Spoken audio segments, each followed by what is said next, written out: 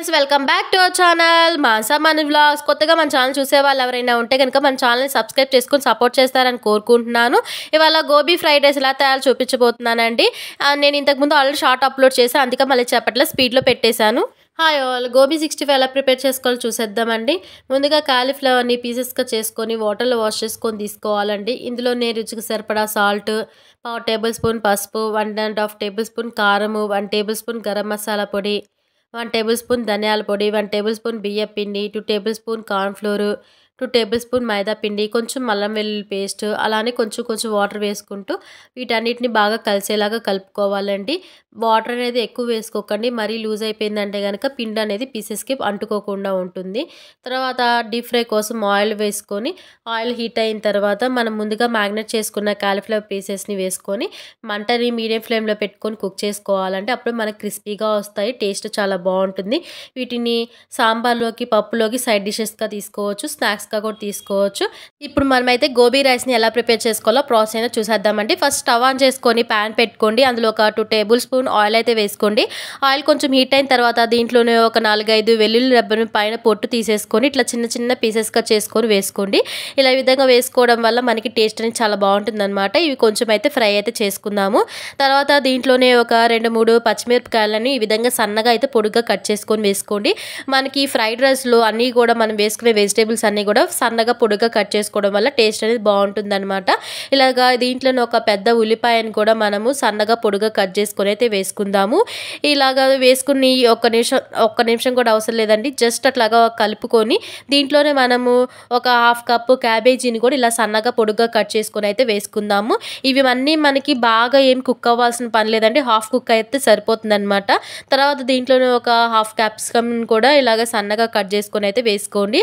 అలానే దీంట్లోనే ఒక చిన్న క్యారెట్ని కూడా ఇలా ఈ విధంగా పొడుగ్గా కట్ చేసుకొని అయితే వేసుకోండి. మరీ లావుగా వేసుకోకుండా సన్నగా పొడుగ్గా కట్ చేసుకొని వేసుకోండి. ఇవన్నిటిని ఒక 1 మినిట్ 1 to 2 మినిట్స్ పాటు మనము హై ఫ్లేమ్లో టాస్ చేసుకుంటూ ఫ్రై చేసుకుంటూ సరిపోతుంది అనమాట. ఫుల్ కుక్ అవసరం లేదు, హాఫ్ కుక్ అయితే సరిపోతుంది. ఇలా ఈ విధంగా ఫ్రై చేసుకున్న తర్వాత దీంట్లోనే ఒక 1 టేబుల్ స్పూన్ అల్లం వెల్లుల్లి పేస్ట్ అయితే వేసుకోండి.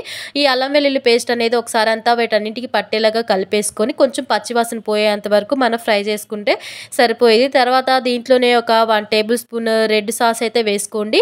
అలానే దీంట్లోనే ఒక 1 టేబుల్ స్పూన్ సోయా సాస్ కూడా యాడ్ చేసుకోండి.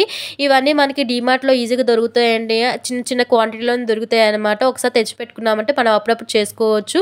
వీటితో పాటు మనం మంచూరియాని కూడా తయారు చేసుకోవచ్చు అనమాట. ఇలాగా ఇవన్నీ ఒకసారి వేసేసుకొని కలిపేసుకొని కొంచెంసేపు అయితే కుక్ అయితే చేసుకోండి.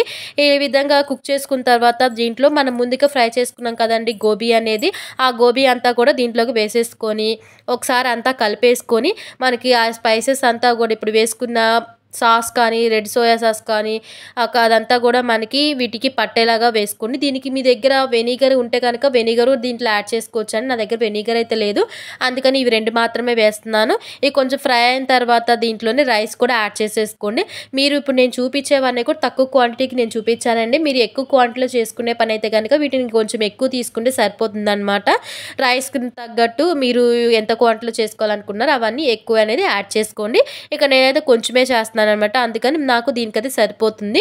దీంట్లో కొంచెం సాల్ట్ అనేది యాడ్ చేసుకోండి. అలానే కొంచెం ఒక 4-5 మిరియాలను కూడా దంచుకొని పొడి అయితే యాడ్ చేసుకొని ఘాటుగా అయితే మనకి టేస్ట్ బాగుంటుంది అనమాట. తర్వాత దీంట్లోనే ఒక 1 టేబుల్ స్పూన్ కారం కూడా యాడ్ చేసుకొని దీంట్లోనే ఒక 1 టేబుల్ స్పూన్ గరం మసాలా కూడా వేసుకుందాము. వేసుకొని ఒకసారి ఇవన్నీ బాగా కలిపేసుకొని మీ దగ్గర కొంచెం పెద్దది ఏమన్నా ఉంటే కనుక దాంట్లో వేసుకొని ఇలా గరిటెతో కలపకుండా జస్ట్ టాస్ చేసుకున్నారంటే కనుక చాలా బాగుంటుంది అనమాట. ఇలా ఈ విధంగా మొత్తం అంతా కూడా మనకి రైస్లోకి స్పైసెస్ అన్ని పట్టేలాగా ఇలాగ కలిపేసుకోవాలండి.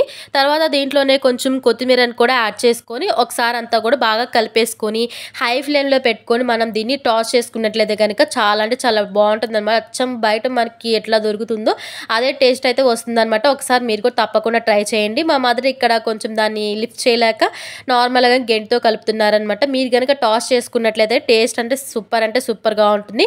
దీంట్లో వేసిన మనం వెజిటేబుల్స్ ఏవి కూడా మనము బాగా కుక్ అవ్వాల్సిన పని లేదండి, హాఫ్ కుక్ అయితే సరిపోతుందన్నమాట. అంతేనండి, ఎంతో టేస్టీ అయిన గోబీ రైస్ అయితే రెడీ అయిపోయింది, స్ట్రీట్ స్టైల్ అనమాట. ఒకసారి తప్పకుండా ట్రై చేయండి. ఎలా వచ్చినా నాతో కామెంట్ సెక్షన్ షేర్ చేసుకోండి. కొత్తగా మన ఛానల్ని చూసే వాళ్ళు మన వీడియోస్ అన్నిటిని ఫాలో అయ్యి లైక్ చేసి సపోర్ట్ చేస్తారని అయితే కోరుకుంటున్నానండి. Thanks for watching. Please subscribe our channel మాసా మనీ వ్లాగ్స్.